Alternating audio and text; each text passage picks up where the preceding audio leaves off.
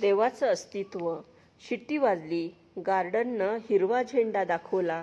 स्टेशनवरची घंटा वाजली आणि एक भला मोठा वाफेचा फुसकारा सोडत गाडीनं पुढे सरकायला सुरुवात केली. हळूहळू गाडीनं वेग धरला आणि एक वळण घेऊन गाडी वळली. डब्यातले दिवे लागले. मुलांनी टाळ्या वाजवल्या. म्हाताऱ्या कोताऱ्यांनी दिव्याकडे पाहून नमस्कार केले.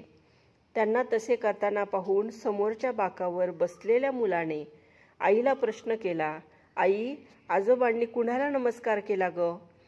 कुणाला म्हणजे काय? दिव्याला. आई म्हणाली, अगं आई, हा रेल्वेचा डबा आहे, हे देवघर नाही. मग आजोबांनी कुणाला नमस्कार केला ग? आईनं उत्तर द्यायचं तेच सुचेना. मग डोळे मिटून दिव्याला नमस्कार करणाऱ्या आणि शांतपणे ईश्वर प्रार्थना करणाऱ्या आजोबांनीच त्या बालशंकेचा खुलासा करीत उत्तर दिलं, हे बघ बाळ, तिन्ही सांजा झाल्या. दिवे लागले की देवाला नमस्कार करायचा असतो. तसा मी केला. पण आजोबा, इथं ह्या डब्यात देव कुठे आहे? सांगा ना. बाळ, अरे देव कुठे आहे असं विचारण्यापेक्षा तो कुठं नाही ते विचारायला हवं. म्हणजे काय? तो इथे ह्या डब्यात आहे? त्या मुलाच्या आईने विचारलं. हे पहा, देव सर्वत्र आहे. प्रत्येक वस्तूत तो वास करीत असतो. प्रत्येक जागी त्याचं अस्तित्व असतं. फक्त ते कळायला हवं, ओळखता यायला हवं. आजोबा, बाबा, तुम्ही म्हणता ते खरं, पण देव आहे त्याचा अनुभव यायला नको का? आईने विचारलं. कुठल्याशा कारणानं गाडी थांबली आणि डब्यातला तो देव कुठे आहे हा विषयही थोड्या वेळाने गाडी चालू झाली. वेगही वाढला.